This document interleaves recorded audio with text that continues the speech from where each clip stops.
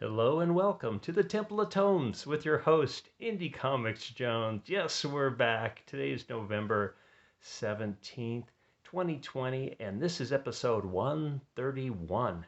Hey, today we're going to take a look at Sea of Sorrows. This is an IDW publication, number 1 at $3.99. And let's take a look. Well, first let's take a look at the cover here, and we'll get into the writer and artist in just a moment, but it's really hard to see what's going on here. It's a very dark cover. I had to enlarge the title for my thumbnail so you'll be able to read that a little bit better because it is very cramped together, so it gives you this claustrophobic feel. And you can barely make it out, but there's a deep sea diver here floating in the bubbles and all, and below him is some type of creature. You can't really make it out, but you just get the hint of something dangerous down there. Now, I just want to mention before we go to the writer and artist on this, the same group worked on a title in 2019 called Road of Bones that got some good reviews. So apparently they're at it again, and they look like they're doing a great job. Okay, so Sea of Sorrows. The writer is Rich Dueck. The artist and colorist is Alex Cormack. Okay, and here's some of the alternative covers there. I don't know if you can see that very well, but I just want to say the atmosphere in this is heavy, dark, sinister, and just got this real nice feel of horror.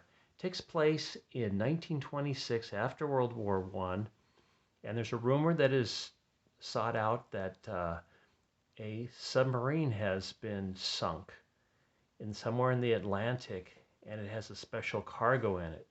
So a guy's trying to get a crew together to go after it, and they find a salvage ship that will do it.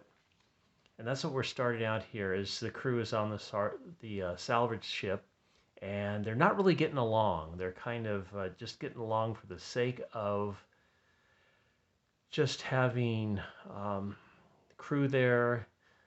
Some people are worth more than others just because some know some facts, some know how to run the ship, so they just have to kind of get along here. Now we do have a deep sea diver down below, and this is where the art really excels. It's nice here, but when he does his deep sea artistry, it is just phenomenal. As you can see the detail on here, just great. He gets attacked by a shark. Well, almost attacked. I guess a shark does a swim by, and he thinks his airlines have been cut, but he's actually okay. But if you just look so closely at here at the detail that he's got here, and the black of the sea, the depth of the sea being so dark, it's almost like a negative space. It's just wonderful art, so atmospheric. And then we get this nice shot of him discovering the sunken submarine. And apparently the submarine was used to move supplies and other goods across the Atlantic during the war. But it was at one point sunk for a mysterious reason, which they go into it. So everybody's going, oh yeah, there's no ship like this. He goes, yes there is, look what I've got. And he pulls out this gold bar with, looks like it has some kind of German markings on it maybe, or Templar, I'm not sure either one. But they're pretty stunned by this sight, and so they decide to go, this is kind of a flashback here, they decide to go out and find this submarine. So as he goes in there, he actually makes his way into the submarine, and he sees what's going on, and in this page he's actually telling the tale of how the ship sunk. And apparently, and he comes across this creature underneath for a second. He can't believe his eyes. He's actually seeing this, and suddenly it's gone. It just disappears. So just this wonderful book just moves. Kind of goes back and forth from the ship, people on the ship, the people underneath, and then the flashbacks telling the tale of how that submarine got down there. And they pull him up, and he brings back a gold bar to prove that it's down there, and the crew goes crazy. But then he starts telling the story back at the bar of what happened on the ship that night. Just really just exceptional. Here's a flashback from World War I where he talked about turning into a monster because he had to kill so often. Just I, I love this book. It was just really nice, really, really nice. I'm hoping this series continues on as strongly as this initial issue. This is a recommend, by the way.